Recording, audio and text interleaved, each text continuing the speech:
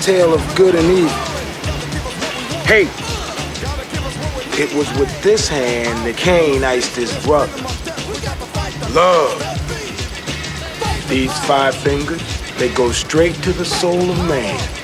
The right hand, the hand of love. The story of life is this. Static. Once again, we find ourselves in the middle of a national conversation about race, a conversation that's been going on for much longer than we've even been a nation. And Hollywood has sometimes tried to participate in this conversation for a long time through well-meaning, lesson-teaching movies. But it really took a young African-American filmmaker in the hip-hop era to make a movie that got all of the noise and cacophony and confusion of that conversation and put it into a powerful and entertaining form. And I'm talking about Do the Right Thing, Spike Lee's 3rd feature film, which came out in 1989. Anyway, hey, I got it like that. Do the Right Thing takes on issues of enormous national import, but it takes place on a wonderfully small scale. It's basically a single block in the Bedford-Stuyvesant section of Brooklyn on a single day, the hottest day of the summer.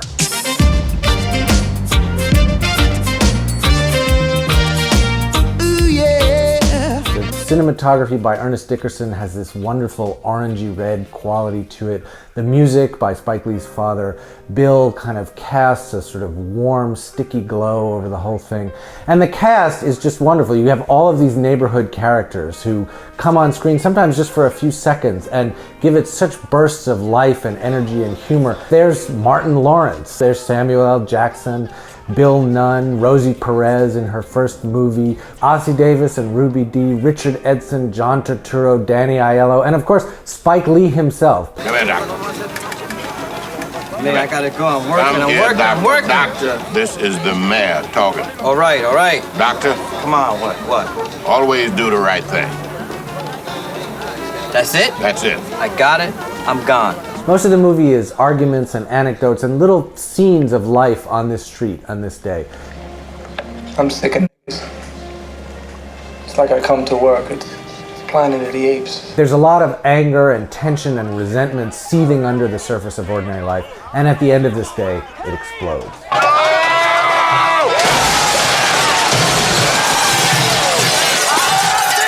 When Do the Right Thing came out in 1989, a fairly momentous year on the world stage, it was a hugely controversial movie. People were afraid that it was going to spark riots in cities, and it was the subject of a lot of op-eds and editorials. And at the time, a lot of people accused Spike Lee of being a provocateur. But you have to say, given the context in which the movie was released, he doesn't seem to have been exaggerating very much. There were still to come the Crown Heights riots and the Rodney King riots in Los Angeles.